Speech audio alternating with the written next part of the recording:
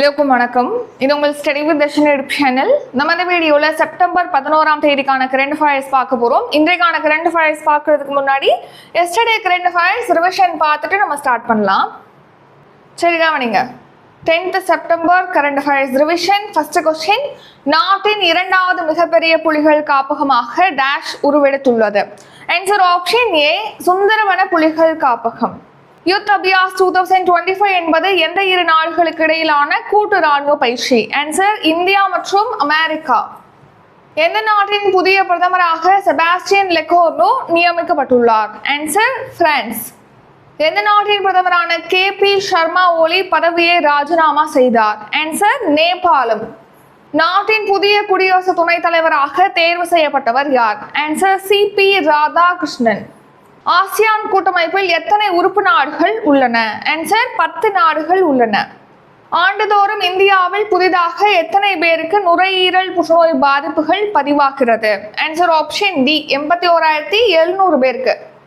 உலக தற்கொலை தடுப்பு தினம் எந்த நாளில் அனுசரிக்கப்படுகிறது? ஆன்சர் ஆப்ஷன் ஏ, செப்டம்பர் 10ஆம் தேதி. இப்போ இன்றைக்கான கரண்ட் அஃபேர்ஸ் பார்க்கலாம். So 11th September current affairs பார்க்கலாம். ஃபர்ஸ்ட் கொஸ்டின், தூய்மையான காற்று நகரங்கள் பட்டியல் 2025 முதலிடம் பிடித்த நகரம் எது? Answer option B, Indore. So Madhya Pradesh மாநிலத்தின் இந்தூர் தான் இப்போ தூய்மையான காற்று நகரங்கள், அதாவது கிளீன் ஏர் சிட்டிஸ் லிஸ்ட்ல வந்து ஃபர்ஸ்ட் பிளேஸை பிடிச்சிருக்கு. அதே மாதிரி நம்ம ரீசெண்டாக பார்த்துருப்போம் கிளீனஸ்ட் சிட்டி அப்படின்னு சொல்லிட்டு, அதாவது தூய்மையான நகரங்கள். இப்போ நம்ம பார்க்கறது தூய்மையான காற்று தூய்மையா இருக்க நகரங்கள் பார்த்தோம். தூய்மையான நகரங்கள் பட்டியலில் பார்த்தீங்கன்னா அதுவும் இந்தூர் தான் வந்து ஃபர்ஸ்ட் பிளேஸ்ல இருந்ததுன்னு சொல்லிட்டு ரீசன்ட் கரண்ட் அஃபேர்ஸ்ல நம்ம பார்த்துருப்போம். கவனிங்க, இப்போ ஸ்வச் வாயு சர்வேக்ஷான் 2025 அப்படிங்கிற ஒரு கணக்கெடுப்பு நடத்திருக்காங்க. ஒரு 130 நகரங்கள்ல நடத்தப்பட்டிருக்கு தூய்மையான நகரங்களை கண்டுபிடிக்கிறதுக்காக. ஸோ எந்த திட்டத்தின் கீழ் இந்த கணக்கெடுப்பு அப்படின்னா தேசிய தூய்மையான காற்று திட்டம், அதாவது இங்கிலீஷில் பார்த்தோம்னா நேஷனல் கிளீன் ஏர் ப்ரோக்ராம். இந்த திட்டத்தின் கீழ் தான் இந்த ஸ்வச் வாயு சர்வேக்ஷன் 2025 அப்படிங்கிற கணக்கெடுப்பு நடத்திருக்காங்க. இந்த கணக்கெடுப்பின் படி 10 லட்சத்துக்கும் அதிகமான மக்கள் தொகை கொண்ட நகரங்கள்ல தூய்மையான காற்று நகரமாக மத்திய பிரதேச மாநிலத்துடைய இந்தூர் வந்து ஃபர்ஸ்ட் பிளேஸ். செகண்ட் வந்து ஜபல்பூர், தேர்ட் வந்து ஆக்ராவும் சூரத்தும் தேர்ட் பிளேஸ். இது என்னது 10 லட்சத்துக்கும் அதிகமான மக்கள் தொகை கொண்ட நகரங்கள்ல. அடுத்து மக்கள் தொகை வந்து 3லேருந்து 10 லட்சம் வரைக்கும் உள்ள நகரங்கள் வரிசையில தூய்மையான காற்று நகரமாக அமராவதி ஃபர்ஸ்ட், ஜான்சியும் மொராதாபாத்தும் செகண்ட் பிளேஸ், தேர்ட் பிளேஸ் வந்து ஆழ்வார். அடுத்ததா மக்கள் தொகை 3 லட்சத்துக்கும் குறைவான நகரங்கள், 3 லட்சத்துக்கும் குறைவான மக்கள் தொகை கொண்ட நகரங்கள்ல தேவாஸ் வந்து ஃபர்ஸ்ட் பிளேஸ். இது மத்திய பிரதேச மாநிலத்தில் உள்ள ஒரு சிட்டி. பர்வானு இது வந்து செகண்ட் பிளேஸ்ல இருக்கு. தேர்ட் பிளேஸ் வந்து அங்குல், இது ஒடிசால இருக்கு. இது வந்து ஹிமாச்சல் பிரதேசத்துல இருக்கு. சரி, இப்போ தூய்மையான நகரங்களுக்கான காற்று நகரங்களுக்கான பட்டியலானது இந்த தேசிய தூய்மையான காற்று திட்டத்தின் கீழ் தானே உருவாக்கப்பட்டிருக்கு, கணக்கெடுப்பு நடத்தப்பட்டிருக்குன்னு சொல்லி பார்த்தோம். இது என்ன திட்டம்? இது எப்போ ஸ்டார்ட் பண்ணாங்க அப்படின்னா 2019ஆம் ஆண்டு ஜனவரி 10 தான் இந்த தேசிய தூய்மையான காற்று திட்டம் அப்படிங்கிறது லான்ச் பண்ணியிருக்காங்க. எதுக்காகனா தூய்மையாக்குறதுக்காக, மாசை குறைச்சி காற்றை வந்து தூய்மையாக்கணும் அப்படிங்கிறதுக்காக. இதுல பாத்தீங்கன்னா ஒரு டார்கெட்டும் வச்சிருக்காங்க. என்னன்னா 2025 to 26ஆம் நிதியாண்டுக்குள்ள PM10, அதாவது காற்றுல பாத்தீங்கன்னா அங்கங்க இப்போ பார்த்தா கூட இந்த இடத்துல கூட மாசு துகள்கள் அப்படிங்கிறது இருக்கு, காற்று மாசு துகள்கள் அப்படின்னு. அந்த காற்று மாசு துகள்களோட அளவை தான் நம்ம PM10 அப்படின்னு குறிப்பிடுறோம். PM5, PM2 அதெல்லாம் 2.5 அப்படிலாம் மென்ஷன் பண்ணுவாங்க. அதாவது இங்க காற்று மாசு துகள்கள் காற்றில் இப்படி கலந்துருக்கும் இல்லையா, அந்த ஒரு துகள் எடுத்துக்கிட்டீங்கன்னா அதோட அளவு, அதோட விட்டத்தோட அளவை தான் நம்ம இப்படி PM10 குறிப்பிடுறோம். அதாவது 10 மைக்ரோமீட்டருக்கும் குறைவான விட்டம் கொண்ட அந்த காற்று மாசு துகளை நம்ம PM10 அப்படின்னு சொல்றோம்.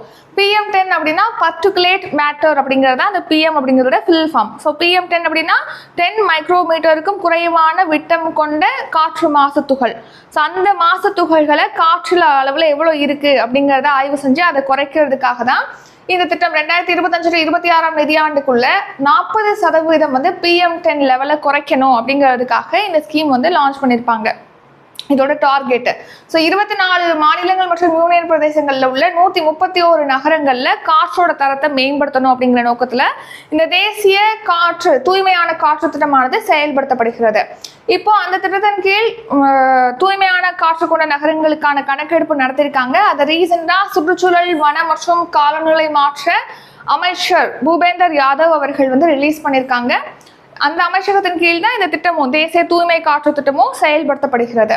ஸோ 130 நகரங்களில் கணக்கெடுப்பு நடத்தி ரிலீஸ் பண்ணியிருக்காங்க. அதில் வந்து இந்தூர் ஃபர்ஸ்ட் பிளேஸில் இருக்குன்னு சொல்லிட்டு நம்ம பார்த்துருக்கோம். இரண்டாவது கேள்வி, தற்போது தமிழகத்தில் HIV பாதிப்பு என்பது எத்தனை சதவீதமாக உள்ளது? Answer option A 0.16%.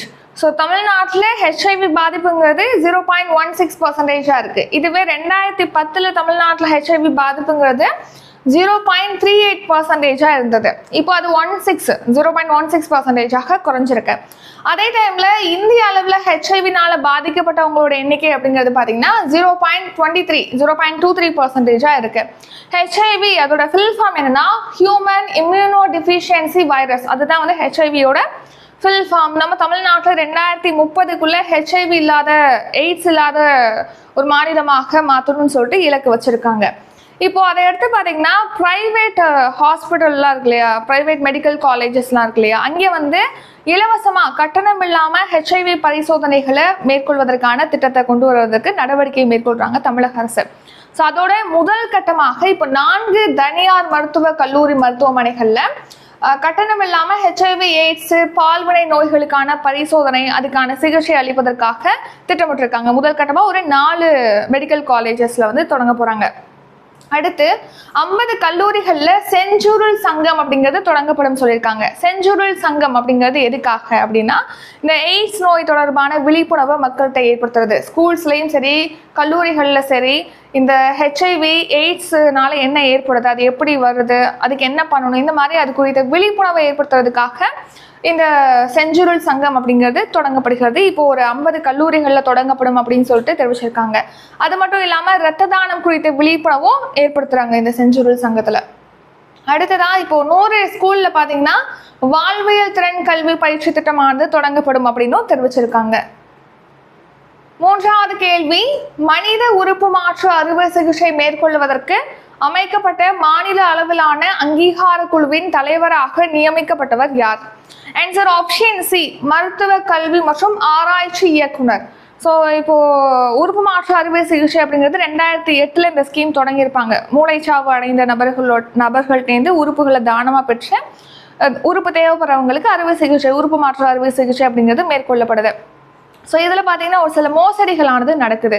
ஸோ அதனால இதை தடுக்கிறதுக்காக ஏற்கனவே வந்து மாவட்ட அளவில் ஒரு குழு 6 உறுப்பினர்கள் கொண்ட குழுவானது அமைச்சிருக்காங்க ஒவ்வொரு மாவட்டத்திலையும்.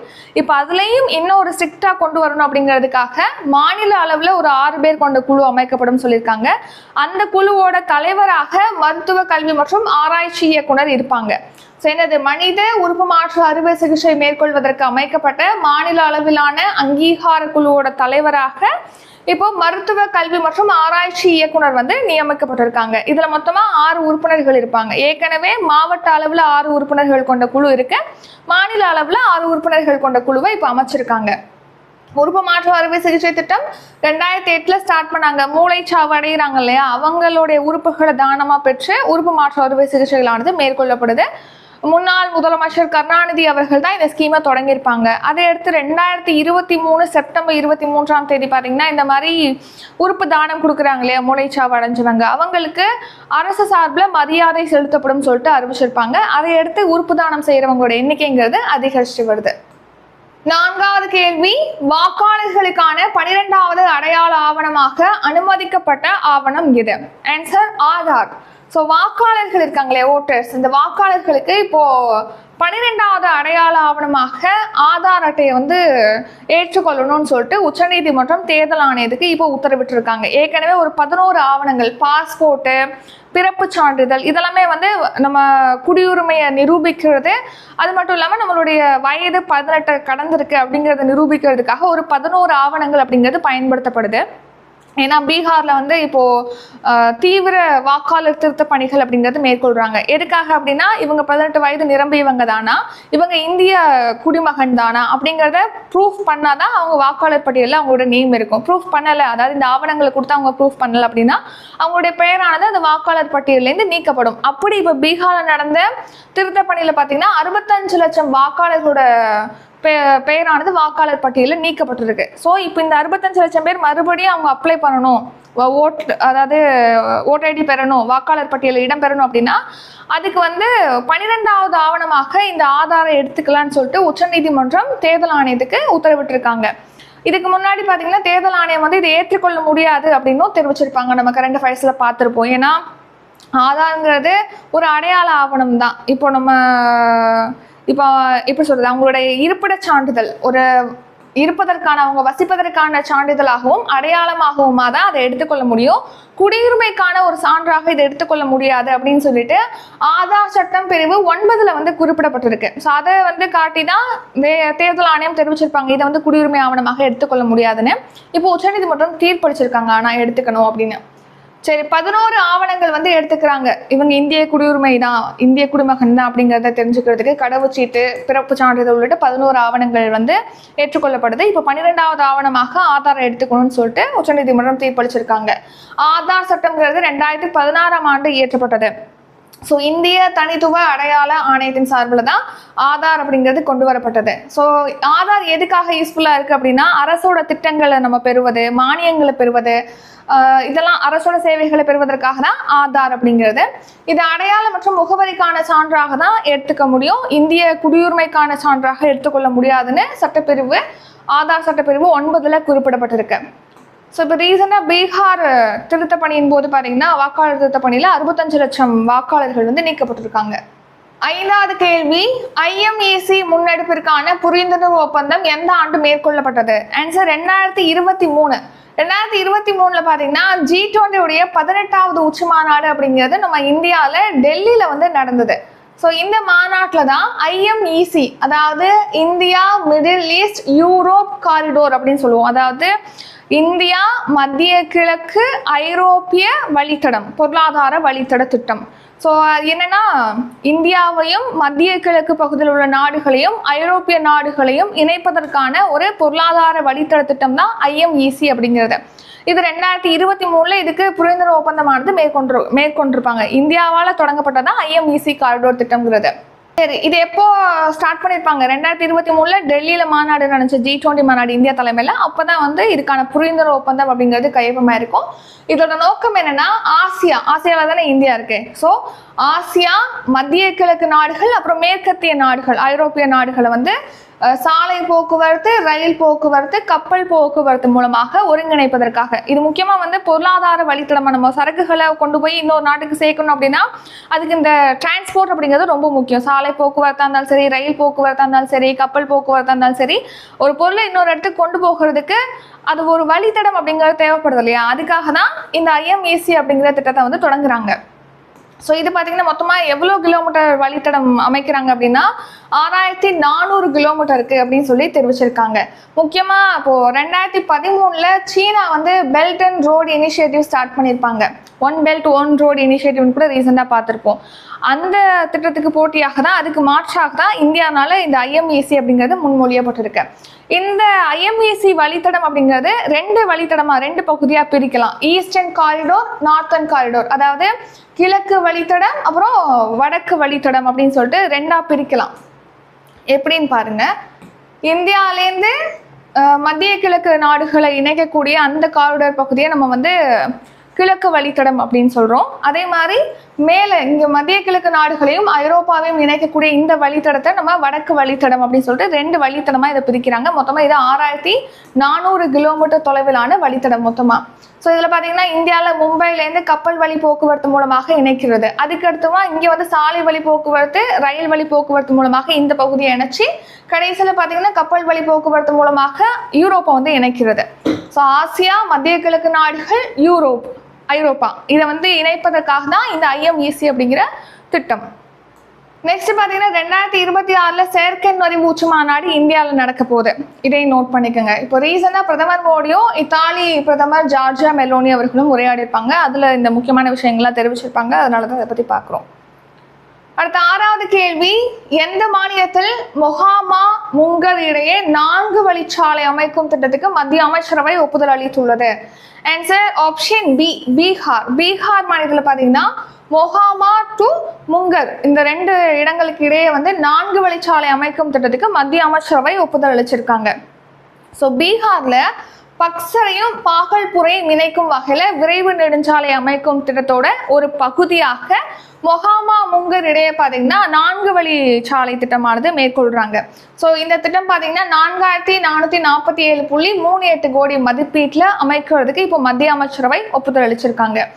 இந்த மொஹாமா டு முங்கர் இடையே வந்து எவ்வளவு தூரத்துக்கு இந்த சாலை அமைக்கிறாங்க அப்படின்னா 82.4 கிலோமீட்டர் தொலைவுக்கு இந்த 4 வழிச்சாலையானது அமைக்கப்படும்.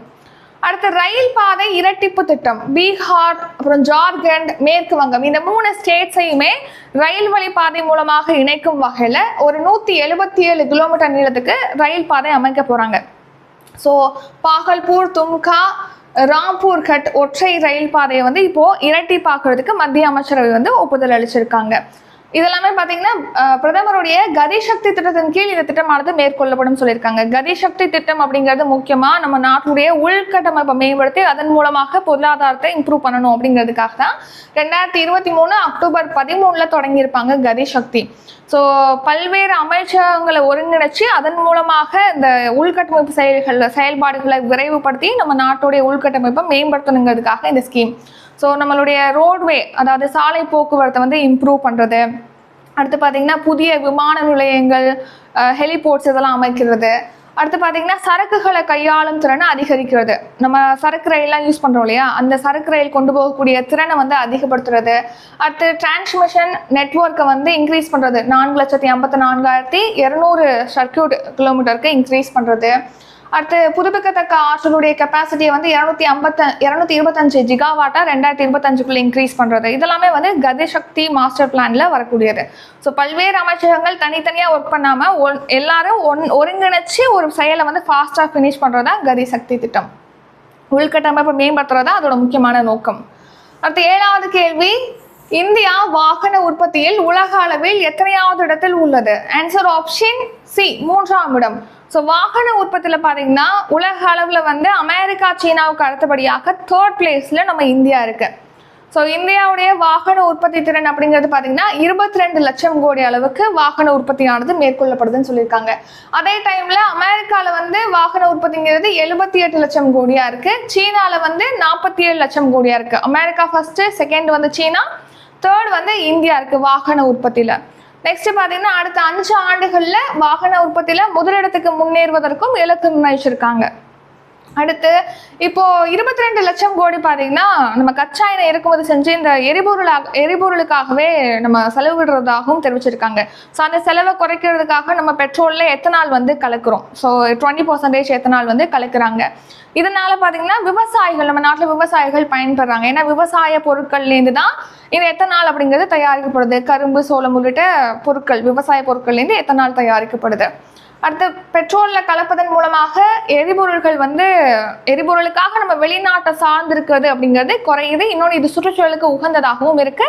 இதனால விவசாயிகளும் பயனடைகிறாங்க எத்தனால் யூஸ் பண்றதுனால. 8வது கேள்வி, PV நரசிம்மராவ் நினைவு பொருளாதார விருது எந்த முன்னாள் பிரதமருக்கு வழங்கப்பட்டது? ஆன்சர் ஆப்ஷன் ஏ, மன்மோகன் சிங். ஸோ முன்னாள் இந்திய பிரதமர் மன்மோகன் சிங் அவர்களுக்கு இப்போ PV நரசிம்மராவ் நினைவு பொருளாதார விருது அப்படிங்கிறது வழங்கப்பட்டிருக்கு. நம்ம நாட்டுடைய பொருளாதார முன்னேற்றத்துல முக்கிய பங்களிப்பை ஆற்றியவங்களுக்கு இந்த PV நரசிம்மராவ் நினைவு விருதுங்கிறது வழங்குறாங்க. இந்த வருஷம் நம்ம முன்னாள் பிரதமர் மன்மோகன் சிங் அவர்களுக்கு வழங்கியிருக்காங்க. மன்மோகன் சிங் அவர்கள் பார்த்தீங்கன்னா RBIயோட ஆளுநராக இருந்திருக்காங்க, முன்னாள் பிரதமர். அடுத்து இவங்க நிதி அமைச்சராகவும் இருந்திருக்காங்க. நரசிம்மராவ் அவர்கள் வந்து PM இருந்தபோது அவர் தலைமையில மத்திய நிதி அமைச்சராக இருந்திருக்காரு. அந்த டைம்ல அவர் தாராளமயமாக்கல் நடவடிக்கையை இந்தியாவில் வந்து கொண்டு வந்திருப்பாங்க. ஸோ இப்போ ஹைதராபாத்தை தலைமையிடமாக கொண்டு PV நரசிம்மராவ் நினைவு அறக்கட்டளை அப்படிங்கிறது செயல்படுது. இந்த அறக்கட்டளை சார்பில் தான் இந்த PV நரசிம்மராவ் நினைவு விருது அப்படிங்கிறது வழங்குறாங்க. இப்போ மன்மோகன் சிங் அவர்களுக்கான விருது திட்டக்குழு முன்னாள் துணைத் தலைவர் மாண்டேக் சிங் அலுவாலியா வந்து வழங்கியிருக்காங்க. மன்மோகன் சிங் அவர்களுடைய ஒய்ஃப் கிட்ட வந்து பிரசன்ட் பண்ணியிருக்காங்க அந்த விருதை.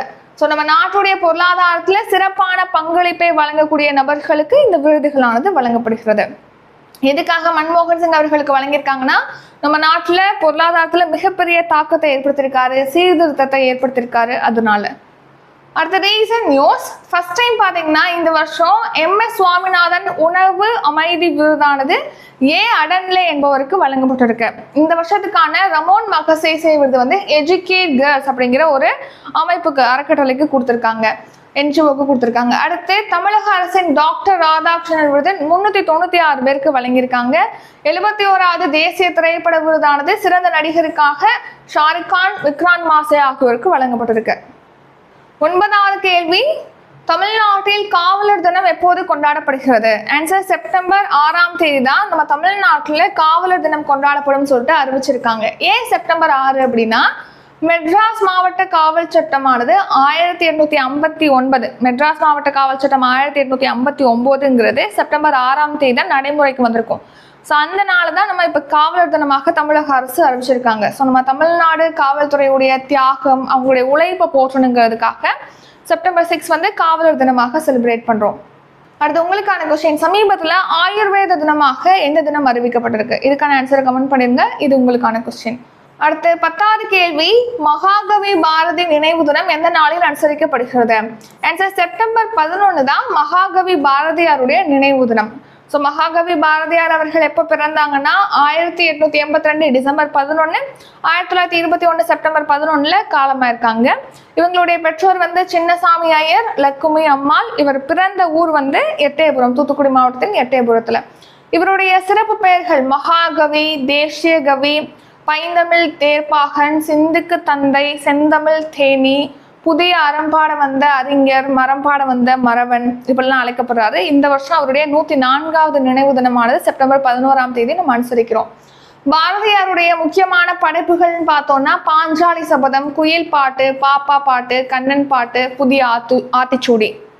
நாடக நூல்கள் வந்து ஜெக சித்திரம். அடுத்து சுதேசமித்ரன் இதழுடைய துணை ஆசிரியராக இருந்திருக்காரு, இந்தியா இதழோட ஆசிரியராக இருந்திருக்காரு. இவர் எழுதிய முதல் கவிதை சுதேச கீதங்கள். அதே இப்போ செப்டம்பர் 11 இன்னைக்கு பாத்தீங்கன்னா இன்னும் 2 முக்கியமான நிகழ்வுகள் நடந்திருக்கு. என்னன்னா, அமெரிக்கால சிகாகோல பாத்தீங்கன்னா சுவாமி விவேகானந்தர் வந்து 1893 உரையாற்றிருப்பாரு. அதுல பாத்தீங்கன்னா சகோதர சகோதரிகளே அப்படின்னு சொல்லிட்டு அவர் ஸ்பீச் ஆரம்பிச்சிருப்பாரு. அது பெரிய ஒரு இம்பாக்டை வந்து ஏற்படுத்தியிருந்தது. அடுத்து பாத்தீங்கன்னா அமெரிக்கால வந்து 9/11 அதாவது 11ஆம் தேதி செப்டம்பர்ல வந்து அட்டாக் பண்ணியிருப்பாங்க, பயங்கரவாத தாக்குதல். அது நடந்தது செப்டம்பர் 11 தான். அடுத்து மோகன் பாகவத் அவருடைய 75வது பிறந்த நாள் இந்த நாளில் தான் செலிப்ரேட் பண்ணுறோம். 2009 இவர் RSS அமைப்போட தலைவராக இருந்திருக்காரு. Next short news. ஐரோப்பாவில் பார்த்தீங்கன்னா தமிழியல் ஆய்வுகளுக்காக முக்கியமான ஒரு மையமாக ஜெர்மனியில் கொலோன் பல்கலைக்கழகம் இருக்கு. இந்த கொலோன் பல்கலைக்கழகத்தில் உள்ள தமிழ் துறை வந்து தொடர்ந்து தொய்வில்லாமல் செயல்படுறதுக்காக தமிழக அரசு 1.25 crore வந்து நிதி வழங்கியிருக்காங்க. அடுத்து வேளாண் விளைபொருட்களுக்கு மதிப்பு கூட்டும் மையங்கள் அமைக்கிறாங்க அப்படின்னா அதுக்கு அமைக்கிறதுக்கு அதிகபட்சமா 1.50 கோடி வரைக்கும் மானியம் வழங்க இருப்பதாக தெரிவிச்சிருக்காங்க நம்ம தமிழ்நாடு வேளாண் அமைச்சர் MRK பன்னீர்செல்வம். அடுத்து 10 கோடி வரைக்கும் செலவுல பாத்தீங்கன்னா வேளாண் பொருட்களுடைய மதிப்பு கூட்டுதல் பதப்படுத்துதல் மையம் அமைக்கிறாங்க அப்படின்னா அவங்களுக்கு பாத்தீங்கன்னா மானியம் வழங்குறதுக்கு திட்டமிட்டு இருக்காங்க. 25% வந்து தொகையானது முதலீட்டு மானியமாக அவங்களுக்கு வழங்கப்படும். பெண்கள், அப்புறம் பின்தங்கிய சமூகத்தை சேர்ந்தவங்க, வட்டாரங்களை சேர்ந்தவங்களா இருக்காங்க, அப்புறம் ஆதிதிராவிடரை சேர்ந்தவங்க, பழங்குடியினத்தை சேர்ந்தவங்களா இருக்காங்க அப்படின்னா அவங்களுக்கு 35% மானியம் வழங்கப்படும் சொல்லியிருக்காங்க. அடுத்து இன்றைக்கான கரண்ட் அஃபேர்ஸ் ரிவிஷன் பார்க்கலாம். அதுக்கு முன்னாடி இப்போ குரூப் 4க்காக 15ஆம் தேதி பார்த்தீங்கன்னா ஹோல் டெஸ்ட் பேட்ச் வந்து ஸ்டார்ட் ஆகுது.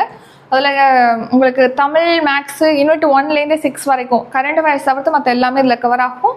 ஃபீஸ் வந்து 999. ஓல்டு ஸ்டூடெண்டாக இருக்கீங்க அப்படின்னா 899 பே பண்ணி ஜாயின் பண்ணிக்கலாம்.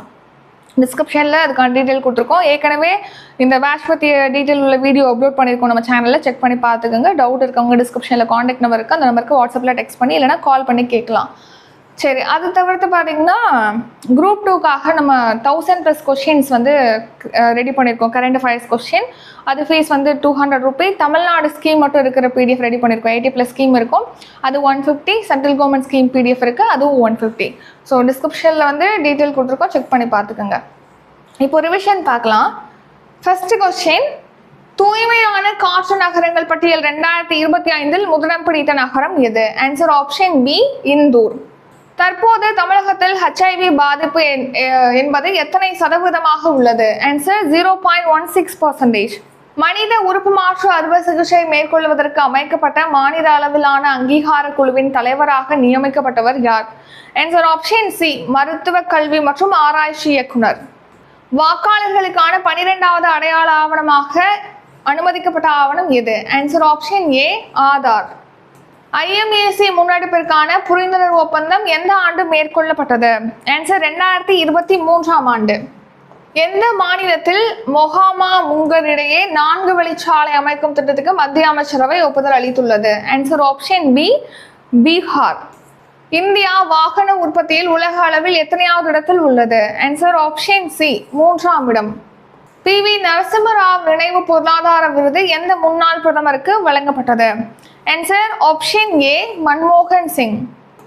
தமிழ்நாட்டில் காவலர் தினம் எப்போது அனுசரிக்கப்படுகிறது? ஆன்சர் செப்டம்பர் 6ஆம் தேதி. மகாகவி பாரதி நினைவு தினம் எந்த நாளில் அனுசரிக்கப்படுகிறது? ஆன்சர் செப்டம்பர் 11ஆம் தேதி. இத்துடன் இன்றைக்கான கரண்ட் அஃபேர்ஸ் வீடியோ நிறைவடைகிறது. இந்த வீடியோ உங்களுக்கு பிடிச்சிருந்தா லைக் பண்ணுங்க, ஷேர் பண்ணுங்க. நம்ம சேனலை நீங்க சப்ஸ்கிரைப் பண்ணலன்னா மறக்காம சப்ஸ்கிரைப் பண்ணிக்கோங்க. நன்றி, வணக்கம்.